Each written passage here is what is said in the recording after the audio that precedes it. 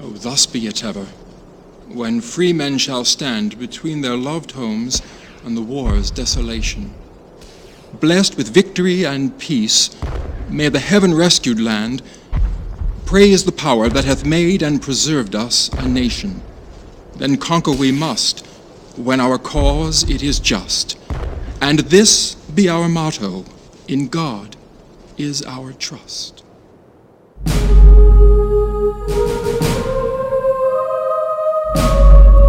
Francis Scott Key was born on his family's estate near Frederick, Maryland in 1779 to a distinguished family of patriots and lawyers.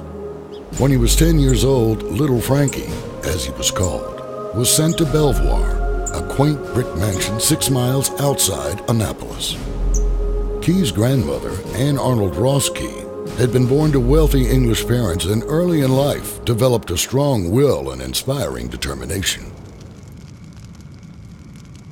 When her family home caught fire, a youthful Anne raced into the burning building, attempting to save 2 of the servants. Thick, toxic smoke and searing heat scorched her vision. She emerged from the wreckage, totally blind. Anne's courage and faith never faltered in the long life that followed, and as young Frankie sat reading to her in the hard-polished wood parlor at Belvoir, he couldn't help but be influenced by her incredible resolve and devotion to God. If a woman who lost her sight can still see the purpose in life, Key must have contemplated, then perhaps the power of faith is a force worth exploring.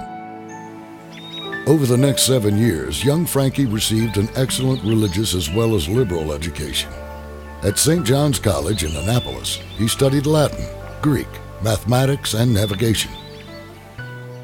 But his special interest was poetry, and throughout his life, Key would use his natural gift to court lovers, celebrate friendships, and express a deeply felt religion. Key became a successful lawyer and developed a strict devotion to the church. He conducted family prayer twice a day, taught Sunday school, and wrote an essay examining the connection of literature to religion. He even considered entering the ministry. But by 1814, the War of 1812 had reached its climax. The British destroyed Washington, leaving the capital in flames as they drove north, threatening the port city of Baltimore. When his friend, the eminent physician William Beanes, was captured for imprisoning 3 of His Majesty's soldiers, Key and a prisoner exchange agent were sent to negotiate Beanes' release. Under a flag of truce, Key and the agent, Colonel John Skinner, met the British fleet in the Chesapeake Bay, near the mouth of the Potomac. The negotiation was successful. The British agreed to release Dr. Beanes, but they did not permit the negotiating party to leave. The fleet was preparing an attack on Fort McHenry, a tiny star-shaped fort protecting Baltimore. Key, Skinner, and Beanes were confined to their sloop under the guard of a frigate. In the early twilight of September 13th, in the midst of a torrential rainstorm, the mighty English fleet opened fire on the much smaller American fortress. From over the ramparts, Key watched helplessly as a deadly shower of rockets and bombs, some weighing as much as 200 pounds, exploded in and about and above the fort. Just before dawn on the morning of the 14th, the shelling stopped. Key and his friends waited anxiously for daybreak to tell the fate of the fort. Dawn's early light revealed a marvelous sight. Broad stripes and bright stars streaming gallantly in the wet air through the smoke of the aftermath. Our flag was still there, Key would later write. The Americans had triumphed. In this moment of excitement, Francis Scott Key wrote down his immediate impression of what he saw and what he felt. It was spontaneous and from the heart. He titled the piece, Defense of Fort McHenry.